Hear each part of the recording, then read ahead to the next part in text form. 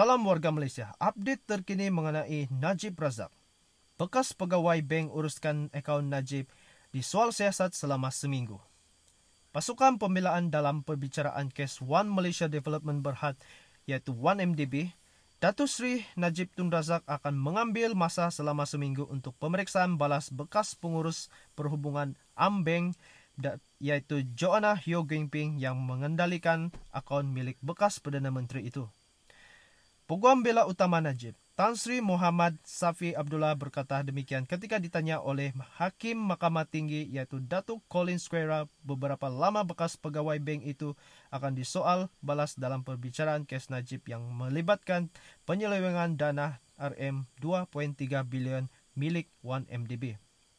Muhammad Safi berkata beliau akan memulakan pemeriksaan balas ke atas esok dan ia memerlukan beliau selama seminggu untuk menghabiskan pertanyaan terhadap saksi.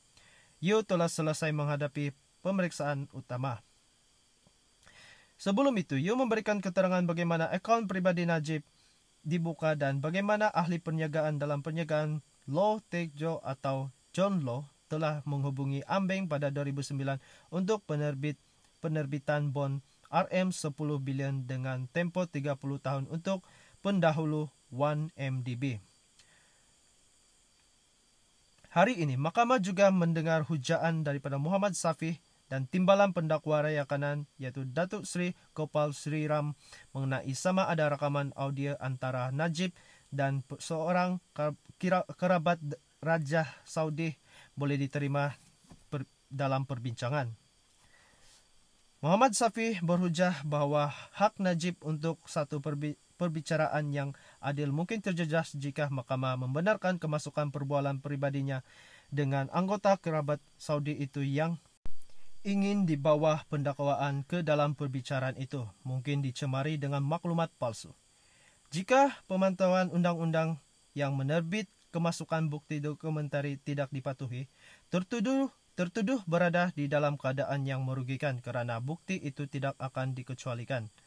Malah lebih teruk lagi, tiada cara untuk tertuduh membangkitkan sebarang bantahan berkaitan ketidakpatuhan itu kerana susunan kata dan terjemahan kepada Seksyen 41A Akta Suruhanjaya Penjaga Rasuah Malaysia SPRM 2009.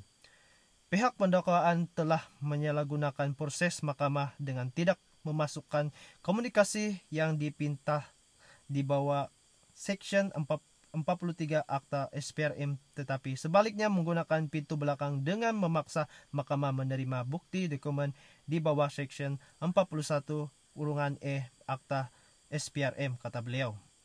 Muhammad Safi menegaskan untuk menerima rakaman audio itu di bawah Seksyen 41(e) Akta SPRM adalah tidak mengikut perlembagaan kerana ia tidak memakai peruntukan di bawah Akta Keterangan 1950.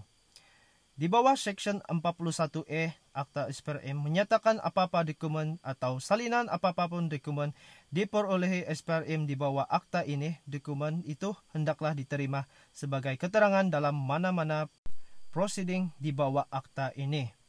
Pihak pendakwaan semalam berhujah adalah sukar untuk mereka untuk membawa individu korup ke muka pengadilan jika mereka perlu mematuhi peraturan di bawah akta keterangan.